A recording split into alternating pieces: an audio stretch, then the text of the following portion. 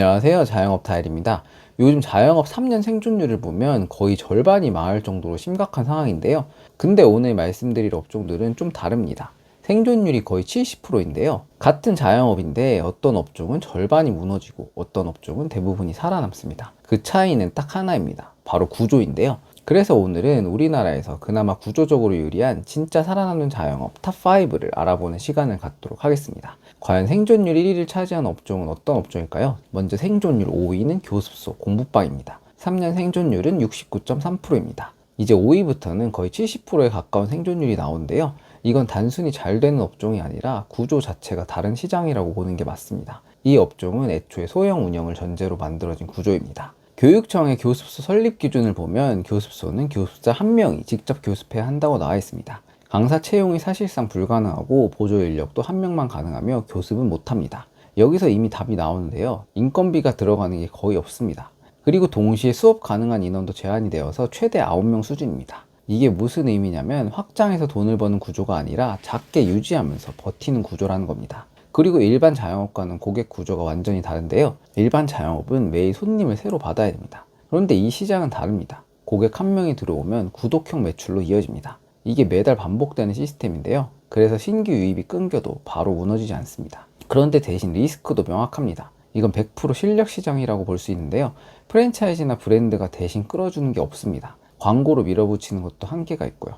결국 학생 만족도와 학부모 평가 하나로 학생이 늘고 줄어듭니다. 그래서 잘 되는 곳은 꾸준히 오래가는 반면 실력이 없으면 1년 안에 조용히 사라지는 곳도 많습니다. 다음은 4위, 스포츠 교육기관. 3년 생존율은 69.9%입니다. 대표적으로 태권도장, 축구교실, 줄넘기 학원 등이 있습니다. 이 업종도 구조가 완전히 바뀌었는데요.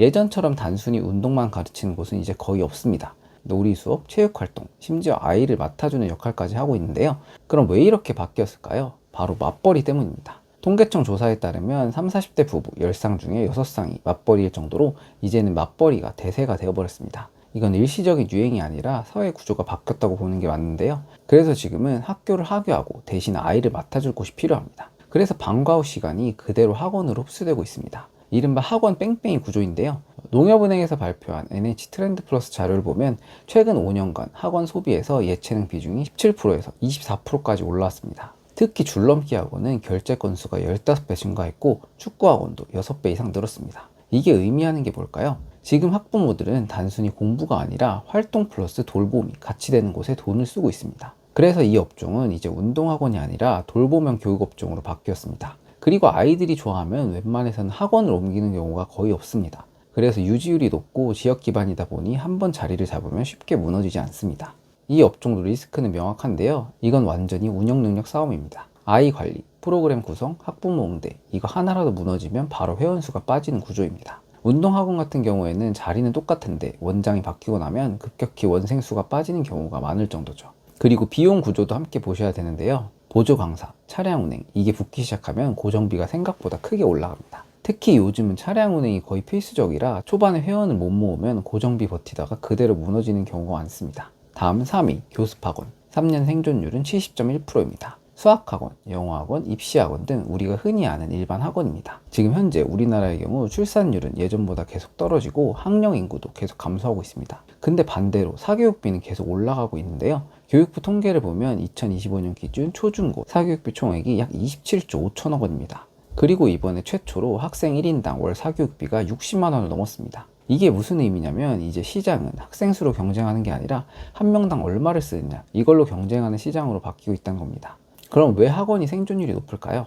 학원은 원장 개인 실력만으로 돌아가는 구조가 아닙니다. 커리큘럼, 강사진, 입시 결과 이게 계속 쌓이면서 신뢰가 만들어집니다. 그래서 한번 자리 잡으면 학생이 계속 들어옵니다. 그리고 학원은 원가가 거의 없는 업종입니다. 카페처럼 재료비가 들어가는 것도 아니고 음식점처럼 식자재가 있는 것도 아닙니다. 결국 나가는 돈은 임대료, 인건비, 관리비 이게 거의 전부입니다. 즉 매출이 올라가면 그대로 이익으로 붙는 구조입니다. 거기에 요즘 학원비를 보면 월 30에서 50만 원 이상도 많습니다. 예전과 비교했을 때 같은 인원 대비 매출 자체가 커졌다는 거죠. 근데 여기서 중요한 포인트는 이 업종은 상위 몇 프로만 돈을 버는 구조라는 겁니다. 잘 되는 학원은 입소문이 돌고 학생이 몰리고 대기가 걸립니다. 근데 안 되는 학원은 계속 학생 수를 못 채우고 고정비를 버티지 못하면서 바로 무너집니다. 그만큼 매출의 격차가 굉장히 큰 시장입니다. 다음은 2위, 펜션 게스트하우스. 3년 생존율은 73.1%입니다. 여기서부터는 좀 의외죠. 이 업종은 완전히 다른 구조입니다. 핵심은 입지 플러스 시즌 장사입니다. 잘 되는 지역에 들어가면 성수기에 매출이 폭발합니다. 휴가철, 연휴 때 1년 벌 돈을 거의 다 벌어가는 구조입니다. 보통 연매출의 70% 정도가 성수기에 발생할 정도죠. 그리고 여기서 중요한 변화 하나가 플랫폼 의존 현상입니다. 요즘은 야놀자, 여기어때 같은 플랫폼을 통해서 예약이 대부분 들어옵니다. 즉 홍보를 따로 안 해도 노출만 잘 잡히면 자동으로 손님이 들어오는 구조죠. 근데 여기서 중요한 포인트는 플랫폼은 공짜가 아닙니다. 야놀자의 경우 기본 중개 수수료가 9.9%인데 펜션과 게스트하우스의 경우에는 매출의 15%가 수수료로 나갑니다. 여기에 추가로 지출하는 광고비까지 계산하면 플랫폼에 들어가는 비용만 30% 가까이 되는 경우도 많죠. 이게 쌓이면 계속해서 수익을 갉아먹는 구조입니다. 또 하나의 중요한 흐름은 요즘 펜션 운영하시는 분들을 보면 노후 대비 개념으로 들어오시는 분들도 많습니다. 은퇴하고 도시를 떠나서 직접 거주하면서 펜션을 같이 운영하는 구조입니다. 즉 사는 공간 플러스 수익 공간을 같이 만들어 놓은 겁니다. 그래서 당장 매출이 좀 흔들려도 버티는 경우가 많습니다. 근데 문제는 딱 명확한데요. 입지를 잘못 잡으면 끝입니다. 그리고 이러한 입지의 경우 한번 정하면 변경이 거의 불가능하기 때문에 자리 선택이 거의 90%라고 보셔도 됩니다. 유동 없는 지역에 들어가면 예약 자체가 안 잡힙니다. 그리고 비수기에도 손님은 없는데 대출이자 관리비, 유지비는 그대로 나갑니다. 그래서 현금 흐름이 끊기는 경우가 생기는데요. 특히 임대나 대출 연끌에서 펜션 사업 시작한 분들은 이 현금 흐름이 흔들리면 오래 버티지 못하고 무너지는 경우가 많습니다. 그래서 경매 시장에 펜션 물건이 자주 나오고 있죠. 하지만 나와도 인기가 별로 없고 유찰 계속되고 매각도 잘 안 되는 게 현실입니다. 그럼 대망의 생존율 1위는 과연 무엇일까요? 바로 1위는 미용실. 3년 생존율은 73.4%입니다. 왜일까요? 이건 생각보다 단순합니다. 커트는 무조건 해야 되고 염색, 펌, 관리 등도 계속 하시는 분들도 많습니다. 근데 여기서 끝이 아니라 이 업종의 진짜 핵심은 단골 구조입니다. 미용실은 한번 마음에 들면 가는 곳을 잘 안 바꿉니다. 심지어 이사를 가서 거리가 멀어져도 머리를 하러 미용실에 다시 옵니다. 이게 무슨 의미냐면 이 업종은 거리의 한계를 일정 부분 무시하는 업종이라는 겁니다. 일반 자영업은 상권을 벗어나면 끝입니다. 근데 미용실은 다릅니다. 조금 멀어져도 직접 찾아오는 고객들이 많고 그러한 고객들이 쌓이면서 매출이 계속 유지됩니다. 그리고 아까 말씀드린 것처럼 필수 소비이기 때문에 불경기가 와도 머리 자르는 건 줄이기가 어렵습니다. 외식이나 카페 같은 경우에는 어떻게든 줄일 수 있지만 머리는 안 자를 수는 없습니다. 기안84처럼 셀프로 바리깡 사서 미는 사람도 있겠지만 극소수에 불과하죠. 거기에 우리나라 미용 가격이 생각보다 저렴한 편입니다. 예를 들어 일본 도쿄 기준 남성 커트 평균 가격이 3,000엔에서 5,000엔, 하나에 약 3만원에서 5만원 수준입니다. 유럽은 더 비싼데요. 영국 런던 기준 남성 커트 평균이 30에서 60파운드, 하나 5만에서 10만원 수준입니다. 근데 우리나라는 동네 미용실 기준 남자 커트 만원에서 2만원도 많습니다. 이게 무슨 의미냐면 가격 대비 경쟁력이 굉장히 높은 시장이라는 겁니다. 그래서 손님들의 수요가 꾸준히 유지됩니다. 그냥 돈 주고 깎는 게 훨씬 이익인 거죠. 그리고 구조적으로도 유리합니다. 미용실은 재료비 비중이 많이 낮은 업종입니다. 즉 원가율이 낮은 대신 인건비 비중이 압도적으로 높은 구조죠. 결국 여기까지 보시면 하나의 공통점이 보입니다.